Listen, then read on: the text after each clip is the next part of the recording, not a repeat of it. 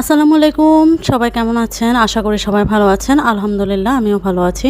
সবাইকে 3 minutes cooking এ স্বাগতম জানিয়ে শুরু করছি আমার রেসিপি। আর এই আলুর শাকটা কারা, কারা খেতে পছন্দ করেন এবং কারা, কারা খান না একটু কমেন্টস করে জানাবেন। আর যারা খান না তাদেরকেও বলবো এভাবে একবার রান্না করে দেখবেন। এটা এতটাই মজা। এটা হচ্ছে আমাদের ছাদ বাগানেরই একটা শাক। মানে এটা মিষ্টি আলুর শাক। আমি জানি না মানে নরমাল আলুর শাকটা কি আসলে খাওয়া যায় কিনা, বাট মিষ্টি আলুর শাকটা অসাধারণ হয় এবং অনেক মজা। আপনারা একবার হলেও এই রেসিপিতে ট্রাই করে দেখবেন। তো আমি ছাদ বাগানের শাকগুলো তাজা তুলে নিচ্ছিলাম। দেখেন কতটা কচকচা এবং তাজা শাক ছিল, যা বলার বাহিরে। তো এটা একদম ফুটানোর সঙ্গে সঙ্গে আর বেশি দেরি হয় না, এত বেশি সেদ্ধ হয়ে যায়, এত সুন্দর নরম হয়। অনেক সময় বাজারে কেনাগুলো এরকম হয় না। তা আমার কাছে মনে হয় যে আমার ছাদ বাগানের শাকটা অসাধারণ লাগে। তো আমি শাকগুলোকে প্রথমে বড় বড় টুকরো করে আমি কেটে নিব। এটাকে আমার কাছে একদম কুচাচ্ছে একটু বড় করে শাক রান্না করতে বেশি মজা লাগে। তা আমি একদম বড় করে ডাঁটাগুলো নিব, আর হচ্ছে শাকটাও আমি একটু বড় করে কেটে নিব। আর এটা আসলে ডায়াবেটিস রোগী বা যারা শাকসবজি পছন্দ করেন তারা অবশ্যই পছন্দ করেন। আমার ডায়াবেটিস রোগীর জন্য অনেক ভালো একটা সবজি।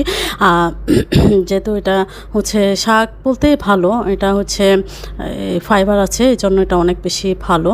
তো হচ্ছে আপনারা খাবেন, এটা এইভাবে রান্না করে খাবেন, অনেক বেশি ভালো লাগবে। তা আমি প্রথম সবগুলোকে কেটে এভাবে বেছে নিচ্ছি। যেহেতু ছাদ বাগানে ছিল, পরিষ্কারই ছিল, তারপরেও আমি হচ্ছে দেখে দেখে কেটে নিচ্ছি।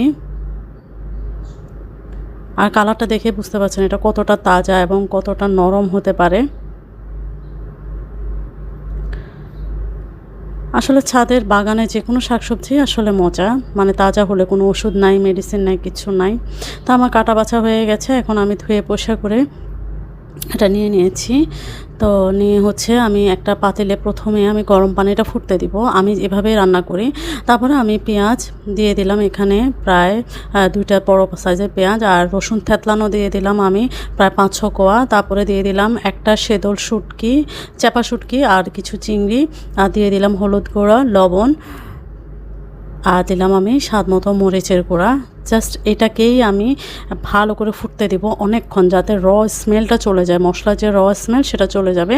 তা আমি এবার বারবার নেড়ে দিচ্ছিলাম। আর শুটকিটা যখন একদম মানে গলে যখন পানির সাথে মিশে যাবে, তখনই বোঝা যাবে যে এটার স্মেল মানে যে স্মেল এটা চলে যাবে, আর তেমন কোনো গন্ধ থাকে না।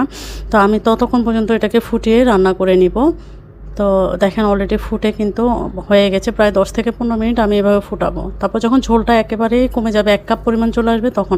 আর এই শাকের জন্য ঝোল কিন্তু বেশি লাগে না, মানে শাকের পরিমাণ অনুযায়ী ঝোল একেবারেই কম, মানে যেটা না হলেই নয় এরকম দিয়ে রান্না করতে হয়।